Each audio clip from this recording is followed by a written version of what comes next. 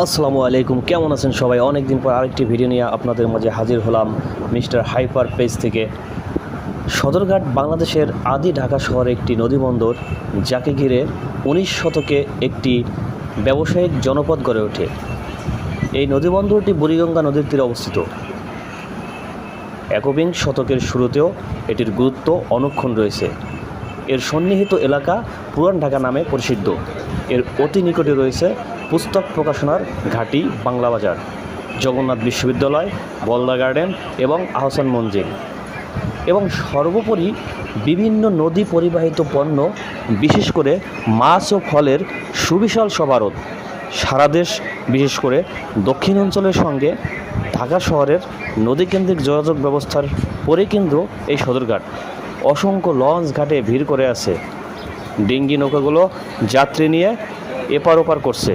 কুলিদের সরগোল, সব কিছু মিলে সদরঘাট এমন একটি জায়গা যা কখনো নীরব থাকে না।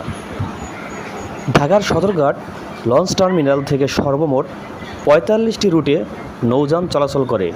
এই নদীবন্দর থেকে বাংলাদেশের দক্ষিণ অঞ্চলের এলাকাগুলো যেমন পটুয়াখালী, বরগুনা, ভোলা, ঝালকাঠি, মাদারীপুর, চাঁদপুর, খুলনা, হাতিয়া, বাগেরহাট প্রভৃতি গন্তব্য লঞ্চ ও স্টিমার ছেড়ে যায়।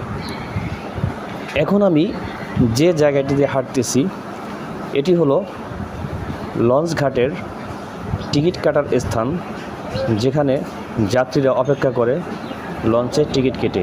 জায়গাটি কিন্তু অসাধারণ।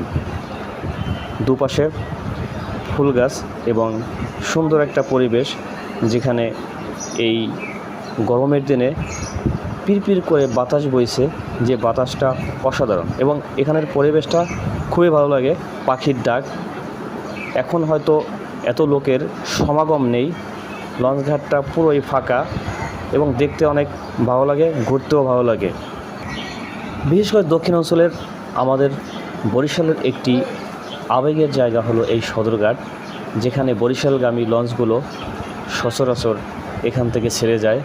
এবং আমরা যারা বরিশালে বসবাস করি এবং বরিশালের উদ্দেশ্যে যারা রওনা দেই ঢাকা সদরঘাট থেকে, সেই লঞ্চগুলো যখন কীর্তনখোলা নদীতে সকালে গিয়ে পৌঁছায়, সেই যে মনোরম দৃশ্য, এই দৃশ্য আমরা বরিশালবাসী শুধু উপভোগ করতে পারি। আর কোথাও কোনো জেলার মানুষ এই দৃশ্যগুলো উপভোগ করতে পারবে না।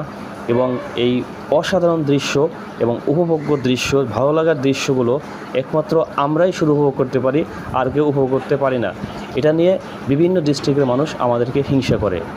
তাই লঞ্চের যে যাত্রাটা, এই যাত্রাটা সবার শুভ হোক, ভালো হোক, এবং সবাই যেন আমরা মিলেমিশে লঞ্চে যাত্রা করতে পারি এবং কখনো কোনো অরাজকতা সৃষ্টি না হয়, এই আশা ব্যক্ত রেখে আজকে সদরঘাট লঞ্চ টার্মিনাল থেকে বিদায় নিলাম। ভালো থাকবেন। আল্লাহ।